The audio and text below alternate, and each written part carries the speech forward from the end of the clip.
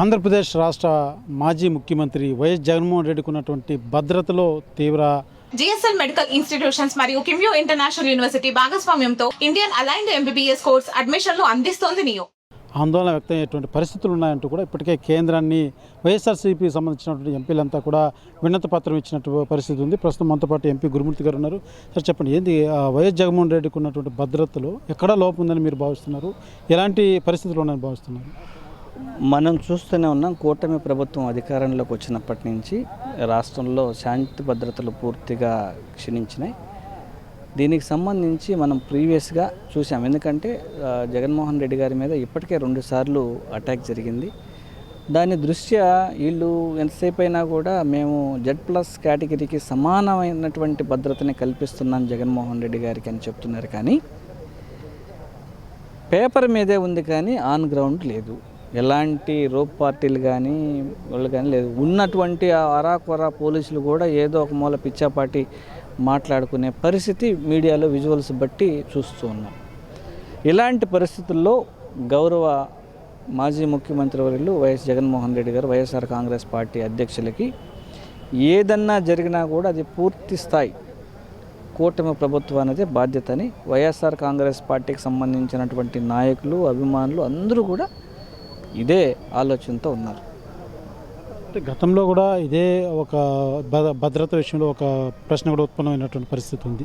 గతంలో కూడా అయితే వైఎస్ జగన్మోహన్ రెడ్డికి సంబంధించి సరైన భద్రత లేదనేసి మీరు ఆరోపిస్తుంటే కూడా కూటమి ప్రభుత్వం కూడా లేదు, మేమైతే సరైనటువంటి రీతిలోనే భద్రత కల్పిస్తున్నాం, అయితే ఆయన చేసేటువంటి పర్యటనలోనే లేనిపోయినటువంటి జనాలు పోగేసుకోవడం, లేనిపోయిన సమస్యలు వస్తున్నాయన్నది కూడా ప్రధానంగా వారు తెలియజేస్తున్నటువంటి పరిస్థితి. ఇప్పుడు జగన్మోహన్ రెడ్డి గారు ఎక్కడికి పోయినా వేలాదిగా ప్రజలు ఆయన అభిమానులు తరలి వస్తారనేది జగమెరిగిన సత్యం.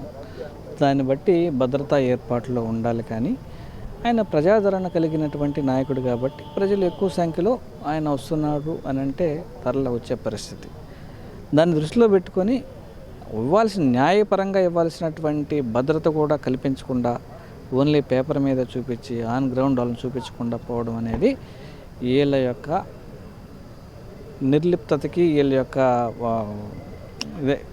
ఫెయిల్యూర్కి, ప్రభుత్వం ఫెయిల్యూర్కి, వైఫల్యానికి నిదర్శనం.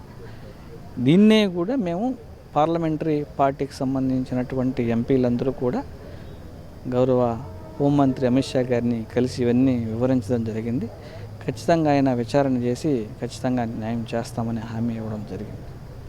రాష్ట్ర హోంమంత్రిని కానీ రాష్ట్ర డీజీపీని కానీ వారి దృష్టికి ఈ అంశం మీద మీరు పలుమార్లు ఏమైనా తీసుకెళ్ళినటువంటి పరిస్థితి ఉందా? దీనికి సంబంధించి పలుమార్లు మినిస్టర్లకు లెటర్ రాయడం జరిగింది, డీజీపీకి లెటర్ రాయడం జరిగింది. ఎన్ని జరిగినా కూడా వాళ్ళు నిమ్మక నీరెత్తినట్టు ఉండడం, ప్రతి దాన్ని రాజకీయ కోణంలో చూడడం, ఇది పొరపాటుగా మారిపోయింది.